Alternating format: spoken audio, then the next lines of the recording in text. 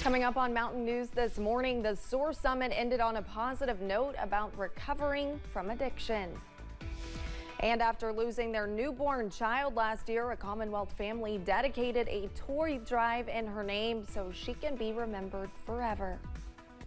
Dedicated to Eastern and Southern Kentucky, this is WYMT Mountain News This Morning. Good morning, I'm Olivia Calfee. The time is 5:31 on October 5th. Now let's check in with Chief Forecaster Brandon Robinson for a look at your forecast this morning. And Brandon, we're coming off of a beautiful week. It's Thursday. I know tomorrow there's some more rain chances. We may see that, but hopefully we're in the clear today. Yeah, I think for most of today, I think later this evening we'll start to see some rain chances a little bit later on. Let's say around 7, 8 o'clock tonight, and then they'll go off and on throughout the night. But for the daytime, when it's still daylight out, I think we're okay for the most part. Let's take a look, see what's going on this morning. No rain out there so far. US 119, Whitesburg, Pine Mountain in Letcher County, no major issues over that way. 63, 53 down the street in Clintwood there in Southwest Virginia. That's our cool spot. 66 in Jackson, the warm spot out there this morning. Lots of 60s across the region, and again some upper 50s in spots down, especially near the borders with Kentucky and Virginia. Statewide, couple of sensors offline. Carbondale went back to sleep this morning, but Paducah's at 68, Clarksville and Nashville at 69, 66 Knoxville, 63 Lexington, 60 across the river in Cincinnati, and 67 in Louisville and Owensboro. Looking at the First Alert weather app, again, changing weather pattern is on the way. Partly cloudy skies for the first half of the day, then cloudy skies, and then the rain chances will pick up post 6 to 7 o'clock tonight, and they'll linger off and on throughout the nighttime hours. I'll track all that for you coming up here in just a few minutes. Olivia? Brandon, thank you. A Laurel County woman is facing multiple charges following a traffic stop. Officers with Corbin PD determined the driver, 39-year-old Jennifer Grubb of London, was in possession of suspected meth, marijuana, and drug paraphernalia. Grubb and another person in the vehicle not named had active warrants for their arrest. A man is behind bars after he was found with meth. Last week, officers with the Laurel County Sheriff's Office arrested Swade S. Smith at a business on Kentucky 229 after receiving a complaint about him being passed out on a moped. During an investigation, officers determined Smith was under the influence of a controlled substance, and a crystal substance suspected to be meth was found. He was taken to the Laurel County Correctional Center. Wednesday was a busy morning for firefighters in Mingo County, West Virginia. In a post on social media, the city of Williamson's mayor posted about a fire that broke out at a building on 4th Avenue around 7:30 a.m. Firefighters from the Williamson Fire Department, along with other volunteer fire departments, responded.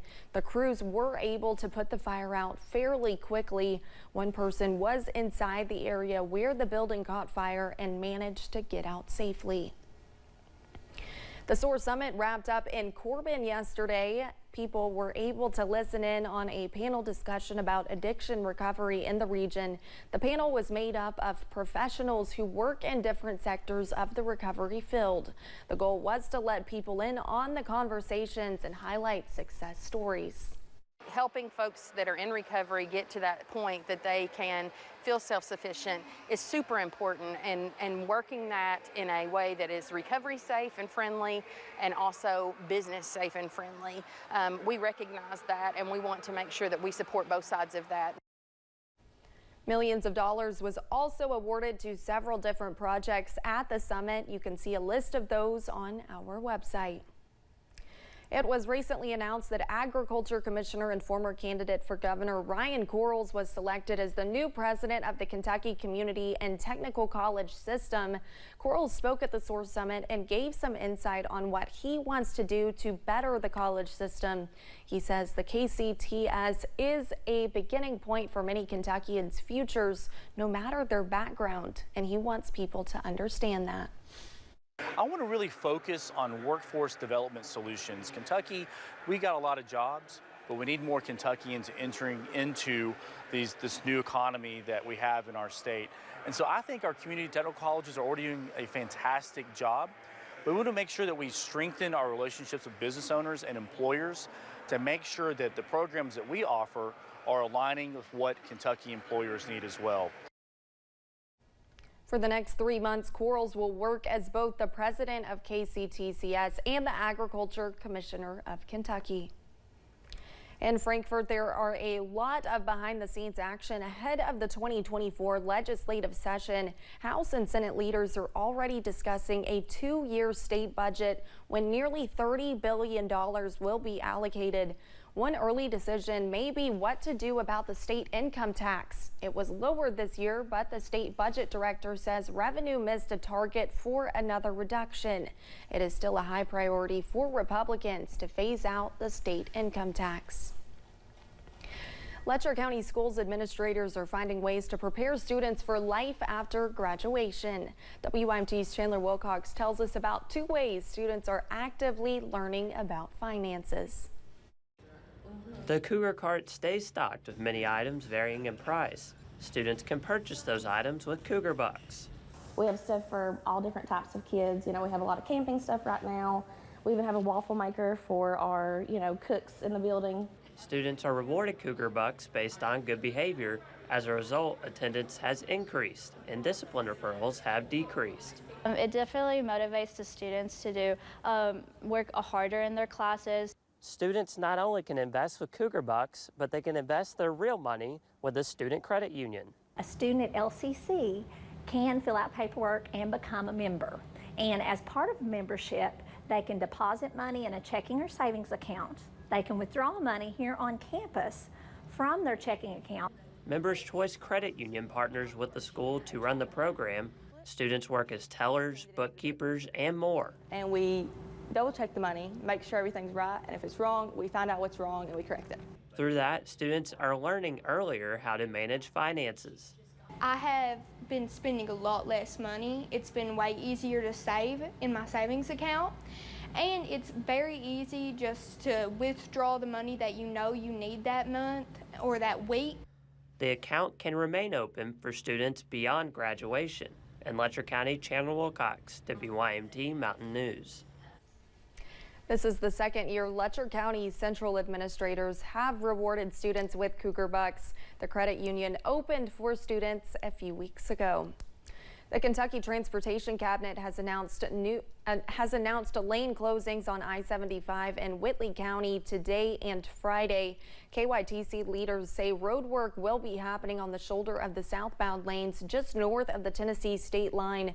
Maintenance is scheduled to occur between 7 a.m. and 5 p.m. today and Friday. Drivers are urged to be careful in that area and to be alert for highway workers. A traffic alert for those in Powell County from October 13th through the 16th. Kentucky 2026, also known as Pompey Road in Clay County, will be closed at mile marker .1. Officials with KYTC say the road is being closed due to a drain pipe being replaced. The road will be closed between Kentucky 11, Kentucky 15, and Fife Lick Road with barricades posted. And folks driving US 23 and Pike County will notice lane closings and traffic pattern changes starting today. The Kentucky Transportation Cabinet is preparing for bridge work in the Shelby Valley area near Sukey's Creek. Crews will be making repairs to the median and concrete on the bridge this morning starting at 9. The left northbound lane of 23 will be closed. A Mount Sterling family has turned their worst nightmare into a way of giving back. Their daughter died last September. Now, as Samantha Valentino shows us, they are honoring her by collecting Christmas presents for children in the hospital. Harper Rain was just 19 hours old when she passed away last September. When you think about having a niece, you never think about, oh my gosh, how are people going to remember her face or her name, because she should be here. But the idea to hold a toy drive in her honor came when Harper's mom was still in the hospital. In the moment, it was overwhelming.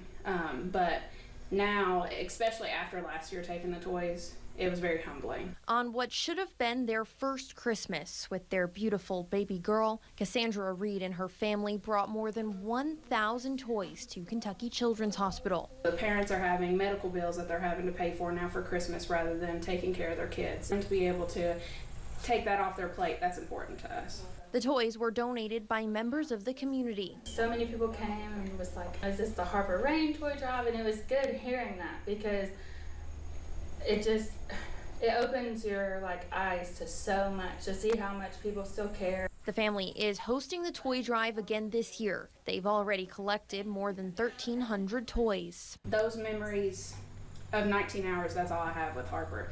And so one of my biggest fears was being able to keep Harper's name alive. And this is one way to do it. And it was really neat to see people come out and know who she is and want to give in return. In Montgomery County, Samantha Valentino, WKYT. The Reed family will be collecting donations in person at the Bargain Hunt in Moorhead on November 4th and December 9th from 10 a.m. to 4 p.m. The Powerball jackpot is now more than $1.4 billion across the country. Many are taking a chance and hoping to win big. Lottery officials say on average around $200,000 worth of tickets are sold per day when jackpots are at a normal rate.